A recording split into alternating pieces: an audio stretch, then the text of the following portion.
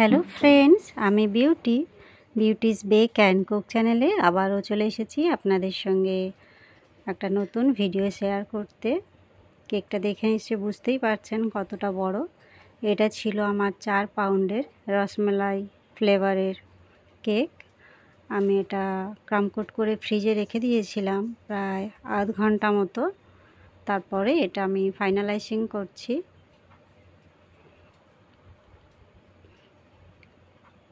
এটা সাদা ক্রিম দিয়েই করছি।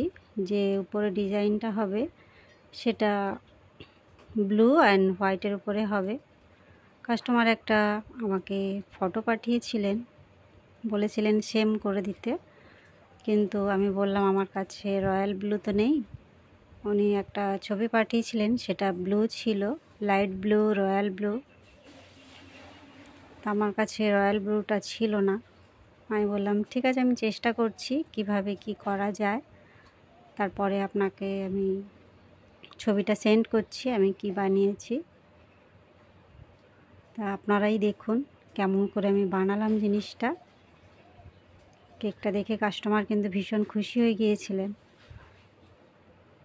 রয়্যাল ব্লু না থাকলে কিভাবে আমি সেটা ম্যানেজ করলাম সেটা আপনাদের সঙ্গে শেয়ার করব। আমি কেকটা এইভাবে ফিনিশিংটা দিয়ে নিচ্ছি, কেন এইভাবেই ছিল। আর গুগলের সব ফটো কিন্তু বেশিরভাগ সব বিদেশি কেকেরই ছবি থাকে নর্মালি। আচ্ছা, এখানে আমি 1M নজেল নিয়েছি, আর একদিকে লাইট ব্লু দিয়েছি ক্রিমটা, আর একদিকে হোয়াইট ক্রিম দিয়েছি, যার জন্য একটা ডাবল শেডের ফুল আমি পেয়েছি। এই যে এই ব্লুটা আমি নিজে বানিয়েছি। এইটা হচ্ছে বেশিরভাগ কালারটা আমি ব্লু নিয়েছি, আর তার সঙ্গে একদম সামান্য পরিমাণ রেড কালার মিক্সড করেছি, যার জন্য কালারটা দেখুন কত সুন্দর একটা কালার এসেছে।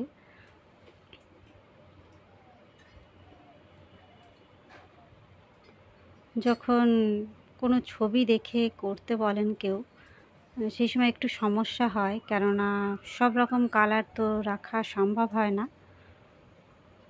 কারণ আমরা হোম বেকারস, ডেলি তো আর অর্ডার থাকে না। সেক্ষেত্রে কি হয়, যদি অনেক কালার কিনে রাখি, এমনও হয় যে হয়তো এক্সপায়ার হয়ে গেল, সেগুলো তখন আমাদের বাদ দিতে হয়। কেননা এগুলো পুরোটাই আমাদের সবার স্বাস্থ্যের দিকে আমাদের খেয়াল রাখতে হয়, কেননা ছোট বড় সবাই কেকটা ভীষণ পছন্দ করেন। সেক্ষেত্রে ডেট ওভার হয়ে গিয়েছে সেই কালার ব্যবহার না করাই ভালো। সেই জন্য বেশি কালার আমি ইউজ করি না, আমি যেটুকু প্রয়োজন সেটুকুই কিনে রাখি। আর যখন কোনো ফটো কেউ দেন তখন সেটা চেষ্টা করি কালারগুলো মিক্সড করে কালারটা যদি আনা যায়। যাই হোক, এইভাবে আমি ম্যানেজ করেছি। আর এখানে দেখতেই পাচ্ছেন আমি 2 রকম কালার দিয়ে প্রথমে রোজগুলো বানিয়ে নিয়েছি, আর এটা হচ্ছে একদম ছোট সাইজের স্টার নজেল, সেটা দিয়ে ছোট ছোট করে স্টার ফুল আমি এখানে করে দিয়েছি।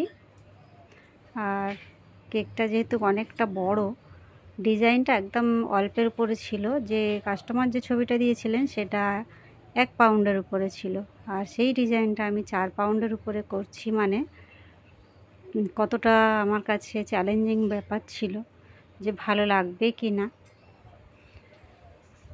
এখানে আমি পাইপিং ব্যাগটা একটা সাইডে ছোট্ট করে কেটে নিয়েছিলাম, যে ছোট ছোট ফুলগুলো আমি বানাচ্ছি। এটা আমি মানে বারবার ঘোরাচ্ছি, তো টার্ন টেবিলটা ঘুরিয়ে ঘুরিয়ে বানাচ্ছি। এডিটিংয়ের সময় খুব অসুবিধা হচ্ছিল, আমি যার জন্য আর জুম করলাম না। এই যে ঘুরিয়ে ঘুরিয়ে আমি এর আগেও এই ফুলগুলো আপনাদের সঙ্গে শেয়ার করেছি, তবে এই ফুলগুলো একদম ছোট্ট ছোট্ট বার হচ্ছে। যেমন 44 নজেল দিয়ে আপনাদের সঙ্গে চেরি ফুলগুলো আমি শেয়ার করি, এই যেমন করছি এখন আমি এটা 44 নজেল দিয়ে করছি। আর এর আগে যে ছোট্ট ছোট্ট ফুলগুলো বানালাম সেটা পাইপিং ব্যাগ কেটে আমি বানিয়েছিলাম।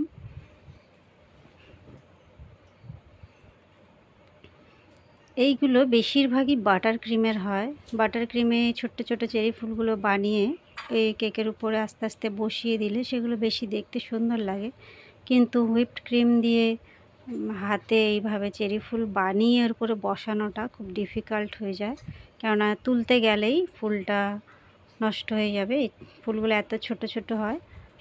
নিচের বেসটা যে বড় করে তারপর ফুলটা করবেন সেটাও দেখতে ভালো লাগবে না। সেই কারণেই কি হয়, কেকের উপরেই বানাতে হয়। আর যেহেতু ফুলের উপরে আবার ফুল বানাচ্ছি, আমার একটু সমস্যা হচ্ছিল এটা নিয়ে। যাই হোক, আমি এটা ধীরে সুস্থে ম্যানেজ করেছি। ফাইনাল লুকটা দেখলে আপনারা বুঝতে পারবেন আমি কি করেছি। আর বারবার এদিক ওদিক করছি বলে হয়তো আপনাদের একটু অসুবিধাও হচ্ছে বুঝতে। আমি ভিডিওর লাস্টে আমি ভালোভাবে দেখিয়ে দেবো আমি কি বানিয়েছি। আচ্ছা, এখানে আমি লিখে নিচ্ছি, চকলেট গানাশ দিয়ে লিখছি হ্যাপি বার্থডে, নামটা লিখে দেবো। এবার নিশ্চয় বুঝতে পারছেন ফুলগুলো আমি কি করেছি, একটু ফ্রন্ট থেকেই দেখিয়ে দিলাম। আমি বারবার জুম করে করে এডিটিং করতে গেলে অসুবিধা হয়, ভুলে যাই কোনটা জুম করেছি আর কোনটা নর্মাল রেখেছি। যেগুলো আপনাদের সঙ্গে শেয়ার করার হয়তো সেগুলো হাইড হয়ে গেল, এরকম হয় অনেক সময়।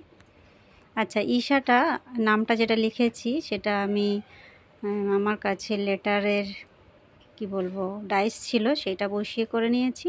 আর এটা রেড জেল দিয়ে আমি ফিল করে দিলাম যেন একটু হাইলাইট হয়। আর যে ছোট ছোট সাদা ফুলগুলো বানিয়েছি তার মাঝখানে একটা করে ছোট্ট সাইজের পার্ল মানে সুগার বল একটা একটা করে বসিয়ে দিচ্ছি যেন একটু দেখতে ভালো লাগে। বাটার ক্রিমের ফুলের ফিনিশিংগুলো বেশি ভালো হয়, সেখানে হুইপ ক্রিম দিয়ে করতে গেলে অতটা সুন্দর হয় না। তবে আমরা যতটা পারি চেষ্টা করি সুন্দর করার। কাস্টমারের উপর ডিপেন্ড করে তিনি কীরকম চাইছিলেন আর আমি কীরকম বানাতে পারলাম। আচ্ছা, নিচে একটা বর্ডার করছি, এটা পাইপিং ব্যাগ কেটেও করা যায়। একদম রাউন্ড শেপের নজেল, এটা ছোট্ট ছোট ছোট করে একদম যেরকম পার্ল হয় ছোট ছোট সেইভাবেই করছি, জাস্ট টেনে দিচ্ছি সাইডে। আর আমার বেসটা একটু ছোট ছিল, কেননা আমার কাছে বক্স, আমি যে 14 ইঞ্চির বক্স এনেছিলাম সেটা শেষ হয়ে গিয়েছিল, যার জন্য এটা 12 ইঞ্চির মধ্যে আমাকে করতে হয়েছে। এখানে কয়েকটা 0 সাইজের সুগার বল নিয়ে আমি ফুলের উপরে দিচ্ছি, যেগুলো লাইট ব্লু সেই ফুলের উপরে দিচ্ছি, পুরোটাই দিচ্ছি না, তাহলে অত ভালো লাগবে না দেখতে।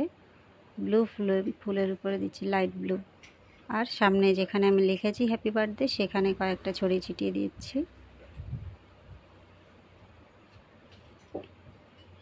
দেখুন, এই যে আমার কেকের ফাইনাল লুক, এটা কেমন লাগলো? যদি ভালো লাগে বা একটু হেল্পফুল মনে হয় অবশ্যই একটা লাইক করবেন, চ্যানেলটা সাবস্ক্রাইব করে রাখবেন। এই যে আমি ফ্রন্ট থেকে দেখিয়ে দিলাম ফুলগুলো। সবাই ভালো থাকবেন, দেখা হবে আপনাদের সঙ্গে নেক্সট নতুন কোনো ভিডিও নিয়ে। Bye bye.